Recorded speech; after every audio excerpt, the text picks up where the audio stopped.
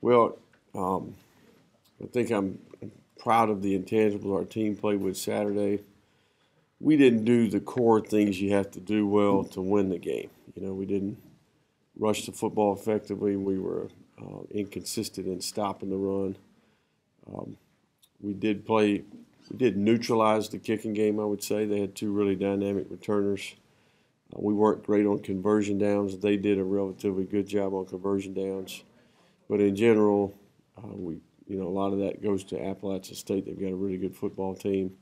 They play well together. All three phases complement each other.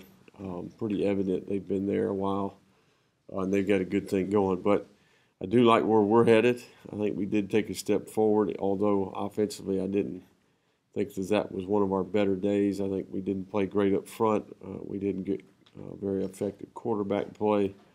And I think we could probably play better around those guys. So with that being said, we went in there and competed, and the intangibles that we built throughout a good offseason and a good first half of the season showed up. And certainly I think we've got a little bit better pulse on where we're at as a football team and what we need to do going forward. But everything's in front of us, and that starts with what's happening this week. Arkansas State comes here, 6 o'clock kick in our backyard. And we're excited about that challenge, and certainly they've got a number of weapons and present some challenges. So with that, we'll take a few questions. Why do you think the defense improved so dramatically, and who do you think specifically stepped up? Well, I think defensively we are gaining the experience. I think we've got some players that maybe were non-existent in the past that are developing. They're getting better. They're getting more comfortable on game day. We're learning how to practice. I thought the defense really in practice last week got the best of the offense, just in the good-on-good competitive periods that we do. So I think they're growing up from a leadership perspective. I think we're getting great leadership from Corey Turner, Deuce Wallace. I think that Jock Boudreaux's a good leader on defense. I thought our defensive front played one of the better games of the year. Not only combating the run and staying in their gap, but making plays on the ball, tackling the runner. And we covered better. We took more chances to disrupt the run. We were able to survive outside for the most part, outside of a couple penalties. But in general, we played with better team defense. We played more consistency. We executed better. Our staff's done a good job with that group, and they've gotten better each and every week. And you could see Saturday that we're much improved over there. And to be honest with you, that was just a solid performance. There is another level out there where we can stop teams even more than that. Your thoughts on a couple of penalties? I think that game was not won or lost by the calls in the game. I mean, there's too much that we could control that had nothing to do with the officiating relative to the outcome. So we're going to focus on those things, and certainly we've got lots of those things that we can clean up. How important is it for you and your team to have your destiny in front of you and control it? Yeah, I think anytime you've got hope, it affects morale, and certainly we do have hope. And we have a divisional game this weekend that certainly will have a lot to do with what happens on our side of the conference. And Arkansas State obviously was picked to win our division, and we've got lots of respect for their staff and their players and how they play. And they're coming off a really good win against Georgia State here. They got a couple of days head start on us, but they played really well last week, and I think they're getting their act together.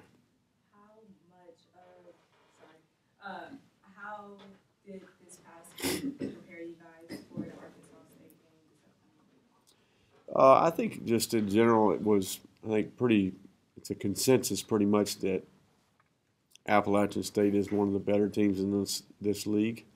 So just seeing where we were at relative to the better teams. And then obviously Arkansas State was picked to win our league. They've got tons of veteran players that have had tons of production in the past. They have experience, they've got depth. So very similar situation in terms of the quality of the opponent.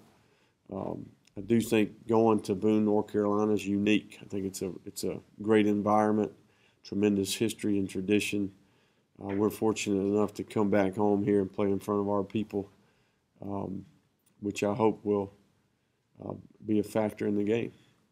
How much do you think it shows maybe some respect for the league that App State moved into the top 25? And is it even realistic in your mind that a group of 5 team make it to the playoffs if it stays as limited as it is right now? I think that our league is garnering more and more respect throughout the country. You know, I think when App State plays Penn State into overtime, really had the lead up until the last minute of the game. You know, great play by the quarterback at Penn State to put the game into overtime. I mean, that gives you an idea of what caliber of team we have at the top tier of our league. You know, and certainly, you know, they're not the only one.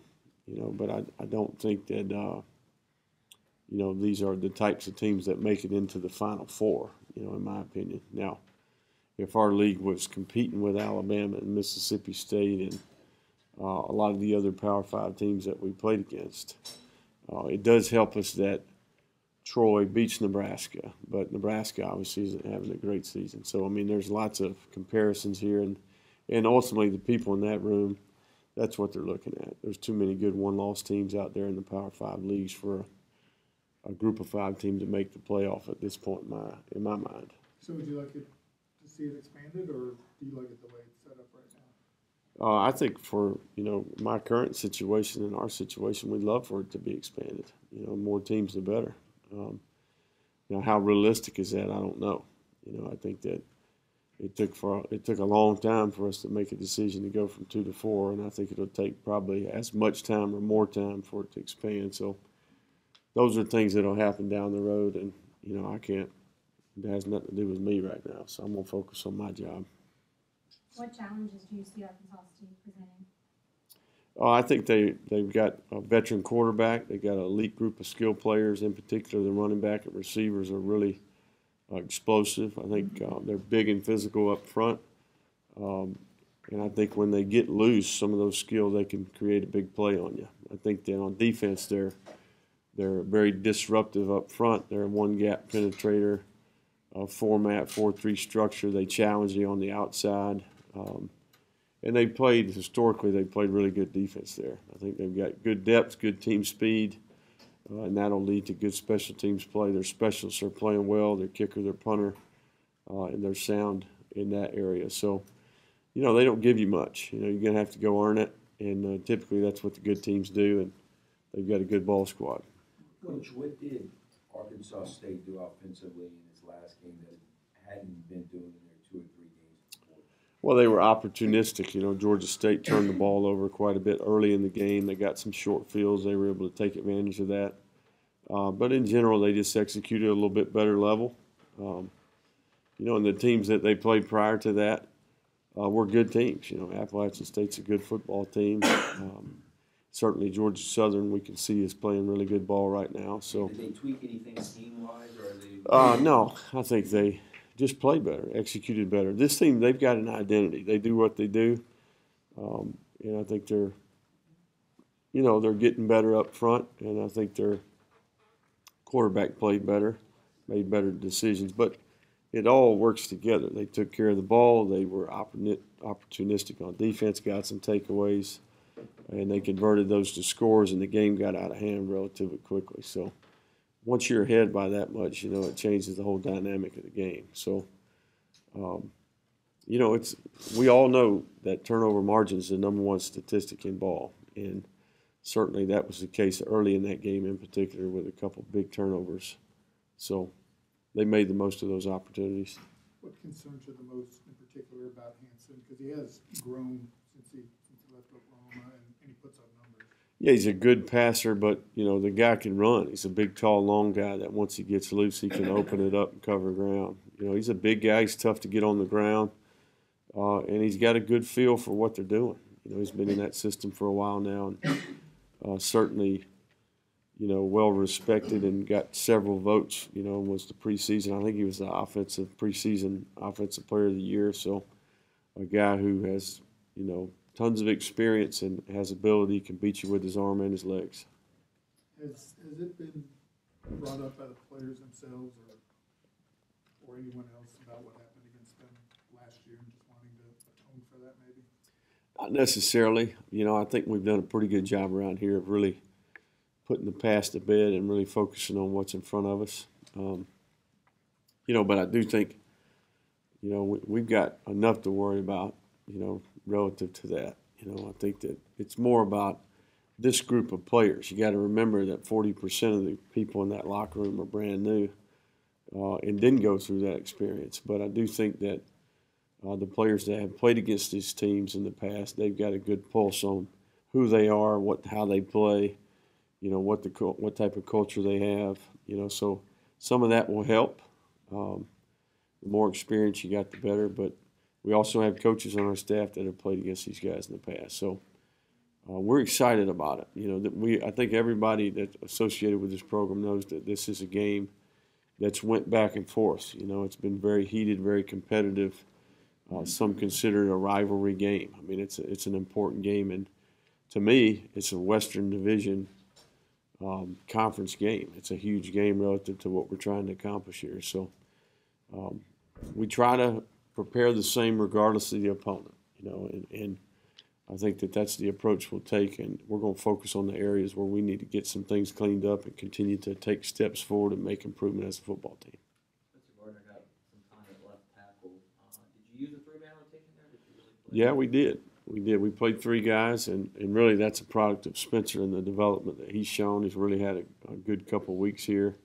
We played him, obviously got an opportunity to play in the game prior to that against New Mexico State, but that was coordinated as well because of the work that he's done, and we really have competition there to see who the next best tackle is, and who's going to kind of surface there. And really this week, how they practice, how they perform in practice will have a lot to do with who plays.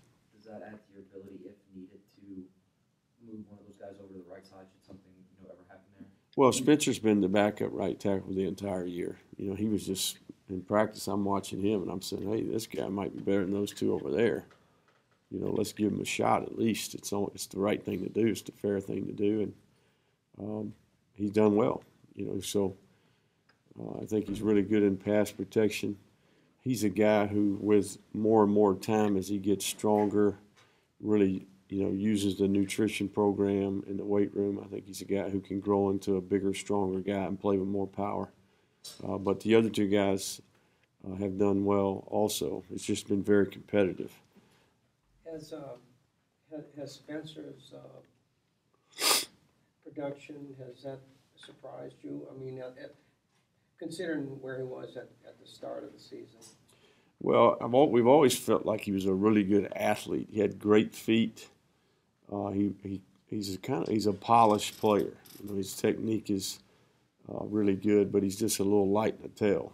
He's a 265-pound guy. We've struggled to put weight on him, but we're kind of in a new mode here relative to how we're developing our players with a nutrition plan, and he's gotten bigger and stronger even since training camp started. So I think our plan's working with him, and our coaches have done a good job with him. And really his demeanor has changed. He's got much more maturity and urgency about him. And, it's led to an opportunity to play and contribute to the team, and that's a good thing.